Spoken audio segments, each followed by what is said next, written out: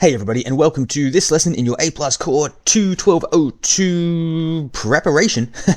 Today we are looking at Exam Objective 2.8, where I am going to run you through all of these mobile device hardening techniques, and I am also, of course, going to give you practice questions for what you need to know at the end. So without wasting any more of your time, let's get straight into it with hardening techniques.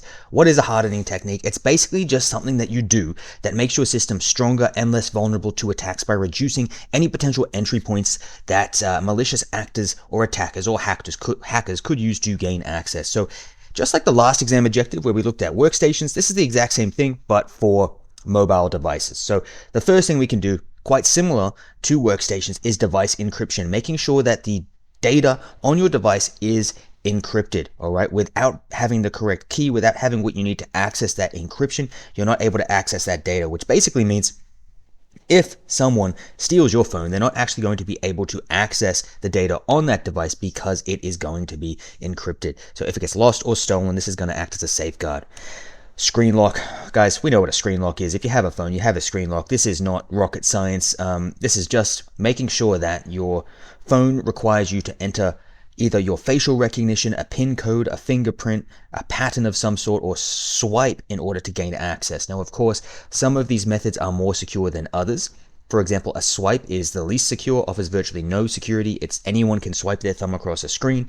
A pattern is less secure, but a fingerprint and facial recognition, because that's part of who you are and only you can really do that, that's going to be the most secure option. So you'll need to know, based on the given requirements, if you get a question on this, which of these is the most secure, or which of these is the most convenient, right? A swipe is more convenient, but has no security. Fingerprint is also pretty convenient and has high levels of security. So be able to make a judgment on what the person in the scenario should use based on the question, and you should be fine. But just know a screen lock, what it is, and the different types you can use, the pros and cons of each. So for example, I went through those pros and cons, convenience versus security. Okay, and then configuration profile. So it's a predefined set of rules that an administrator might apply to a specific profile that you belong to. Okay, so this is basically an easy way to make sure all devices in a corporation, for example, are up to security standards and are up to scratch. So if your device is compliant or is part of a particular configuration profile within a company, that's going to mean you have all of the set antivirus and anti-malware on there. Your device is set up to enable encryption. Your device is set up with the correct type of screen lock, right? Your profile that you've been assigned is going to make sure all of this is in order. So security configuration profiles are ways for administrators to make sure devices are up to scratch and are up to standard on all of these security things that we are talking about today. If you're part of a profile, you're going to have all of these things sort of automatically applied to your device. Okay. Patch management. We know what a patch is by now, right? A patch keeps your system secure by a vulnerability has been discovered, and someone comes along and creates a fix to that and patches it and fix that. So you update it with a patch to make sure that is fixed. Okay, so the issue is identified, and then you install an update from your provider or vendor in order to fix that issue. Okay, if you don't do this, of course, your system is going to be vulnerable to attack, right? Anyone can just attack with known vulnerabilities, and there's really nothing you can do about it. So you can do an OS update, which is a critical security fix, and an application update, which is for an individual application. Long story short, make sure you patch your OS and your applications as frequently and often as you can. Okay, now endpoint security software is also something you need to know. Basically, this is any kind of software on your device itself. The word endpoint just simply refers to the device. So the phone or the computer, right? It's not a network-wide thing. It's just for that device. It's for that endpoint. It's for that device. So it is any software that protects your device or endpoint from a cyber threat. How does it work? We're looking at various tools that might monitor, scan, or control activity directly on your phone. Specifically, we're looking at things like antivirus, anti-malware, content filtering, right? Any software on your device that is working to make sure it is safe, that is on your device itself, we want to make sure you have those installed. Okay, that's essentially what that boils down to. Locator applications. These are applications that help locate your device. You're sharing your location, right? This can help you find your device if it is lost. It can help you give directions, so it's very convenient, right? It uses GPS, Wi-Fi signals, and cell towers to pinpoint the device's precise location, but there are some security implications with this, of course. It can pose a privacy risk if that location data is accessed by unauthorized individuals or people who want to do the wrong thing. So the best practice is to make sure you only enable location services for trusted applications, and you are highly cautious about who can access that location data. All right, so basically for your locator applications, understand there is an element of convenience, but you want to make sure for security that you only allow that for applications that are trusted. Okay. Hey guys, this video is sponsored by the A+ Core 1 and Core 2 Ultimate Learning Guide. This learning guide has helped many people pass their Core 1 and Core 2 exams, meaning that they can move on to their Network Plus and Security Plus sooner rather than later. In the learning guide, here's what you will get: detailed notes, revision notes, active recall questions, and multiple choice questions for every single exam objective. 3 full-length practice exams with performance-based questions, a document with performance-based questions, a video showing you exactly how to study using multiple choice questions so you will be moving ahead of 99% of other people at a much faster rate because you are studying more effectively. A video giving you test-taking tips in case you get stuck on a question in the exam. A video showing you how to use free AI tools to 10 times your study sessions. And best of all, I want this to be accessible to everyone regardless of your economic position, so I've made it extremely affordable. So if this sounds good to you, you can head over to journeytocyber.com and grab your A+ Core 1 or Core 2 learning guide today. Remote wipes, what is it? Well, it allows you to, from a distance, if your device is stolen or lost, you can click a button and it will wipe all of the data on that device, so it is completely inaccessible. All right, you're aiming to protect your sensitive data from falling into the wrong hands. You send a command to the device through a management service instructing it to factory reset. When you factory reset, all of the data is wiped. So it is considered a last defense. If your device is stolen and there is no way to get it back, you would do a remote wipe. Okay. Now, the device must be powered on and connected to a network for this to work. Okay. That is something worth considering, which is why you don't want to say, oh, you know what, I don't have to encrypt my data because I'll just remote wipe it. No, because what if they steal it and it's not connected to a network? Now you can't remote wipe it. You're going to want to make sure it's encrypted and you can also remote wipe at the same time. All right, we also need to know about remote backup applications. These are basically applications that will automatically copy your mobile device's data to a distant place. Now, think about why this might be good. Because if your device fails, you still have access to that data at a separate location, right? If malware or is on your device and renders your data inaccessible for whatever reason, don't worry, you got a backup on the cloud, okay? It's automatically backed up everything. So the application generally encrypts your data before sending it over the internet to a remote storage server. So it's encrypted and it's kept there, so you always have access for it, which means if anything happens to your device, you have automatically backed it up to the cloud and you will have access to it. All right. But there are some limitations. For a remote backup to occur, same as the remote wipe, it has to be powered on and connected to a network that has a stable internet connection. All right.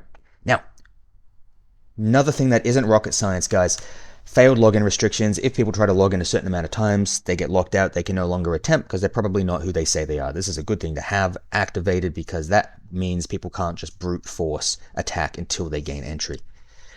Organizational security measures. We need to know about each of these. The first is policies and procedures. So these are going to be documented rules and instructions that guide an organization's security practices, defining exactly how mobile devices should be used, protected, and managed. So every organization is going to have its own specific set of policies and its own specific set of procedures. A policy is like a guide on kind of like what is okay and what is not okay to do. Procedures are like, if this happens, here are the exact steps we are going to take. So you're standardizing exactly the steps that people take so there's no confusion and they know what to do.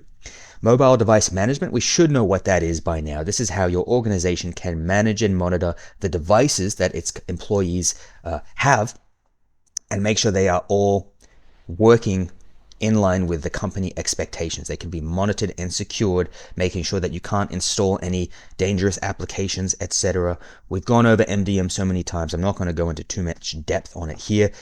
Again, bring your own device versus corporate owned. So we've talked about what bring your own device means. The employee owns their own device and they bring it into the workplace, but corporate owned means the corporation owns the device and they actually rent it out to the employee, not like charging them, but they give it to the employee so long as they work for the corporation.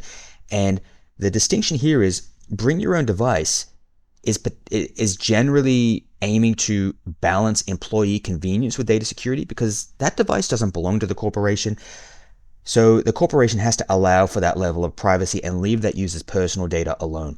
The downside of that for the corporation is it allows for some additional security risks because they can't control the employee section of what goes on in that phone. So there's no way we can really control what the employee is doing, what security risk the employee is really bringing into the network. But with corporate-owned devices, they get complete control over the device. They can make sure, hey, you get no user privacy because this is our device that we've given you. We can control exactly how this works. All right. And then profile security requirements. We talked a little bit about profiles on the first or second slide of this, but it's going to be security settings that are enforced on your device. You belong to a certain profile, and that profile has certain settings that are pushed out to your device. So generally this is done through mobile device management to ensure consistent protection. We're talking about things like strong passwords, encryption, and restricted app installations there. Now, let's get into some practice questions. I've told you pretty much what you need to know. Let's see how you're going. The first question reads, which hardening technique is most effective at preventing an attacker from reading sensitive data on a stolen laptop, even if they physically remove the hard drive and bypass the operating system? A, using a strong screen lock. B, enforcing a complex password security. C, applying a configuration profile. Or D, implementing device encryption. Pause the video.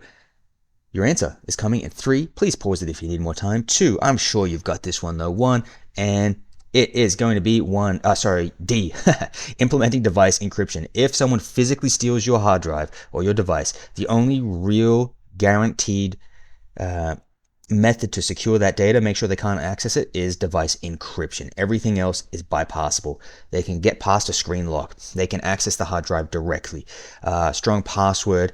You can always get past a password and they can access the drive directly. Applying configuration profile, again, if they take it out of the device, access the drive directly, it's not a guarantee. But if the drive itself is encrypted, that's a pretty good way to combat that. Now, the next question reads, which of the following screen lock methods is generally considered the least secure and should be avoided for protecting sensitive data? A, PIN codes. B, swipe. C, facial recognition. Or D, pattern. One sip of coffee, and then I'll give you your answer. Okay, here we go. Ready? Oh, no, you got it. It's going to be B, swipe. Swipe is the only one that doesn't require you to know anything and really doesn't require any method of biometric authentication. Swipe, anyone can swipe the finger across. Don't use it. It's pretty insecure. We did talk about it on that slide. After that, a pattern would probably be the next least secure, and then a PIN code would be the next least secure, facial recognition being the most secure. All right. The next question reads, a security administrator is setting up a new computer for an employee. They have installed the operating system and several common programs, including a web browser and an Office suite.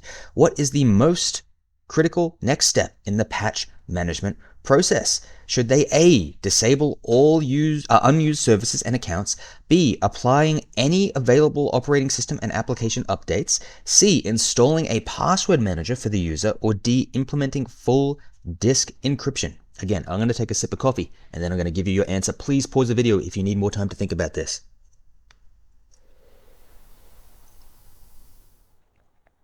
All right, here we go. Your answer is C, applying any available OS and application updates. So really, this was in the question, guys. This is one of those things where if you know what a patch is, that wording should have automatically led you to the correct answer here. Let's go back and look at the question. What is the most critical next step in the patch management process? Okay, disabling all unused services and accounts. That's not really anything to do with patching. Applying any available OS and application updates. That is what patching is. That is the patch process. That's what a patch is. So that's probably going to be our answer. Installing a password manager, nothing to do with patching. Implementing full disk encryption, nothing to do with patching. So B has to be our answer because it's simply the only thing here that refers to patching in any way.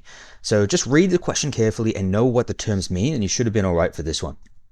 Next question reads, When an employee's company-issued laptop is stolen, the IT administrator uses the company's mobile device management software to send a command that ensures company data is not accessible and restores it to its original factory settings.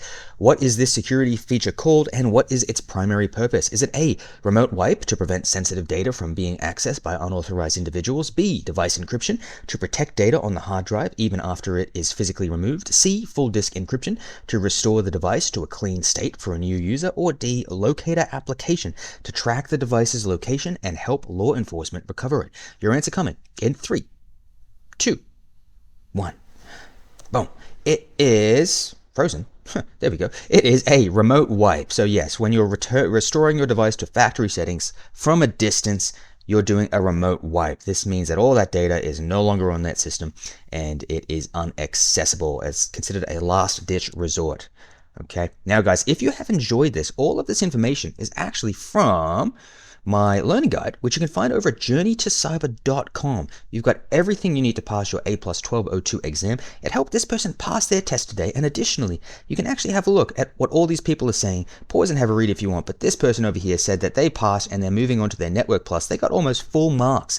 Now, the reason people get full marks is because I'm not just dumping random practice questions on you. I actually organize everything by exam objective, as you can see here.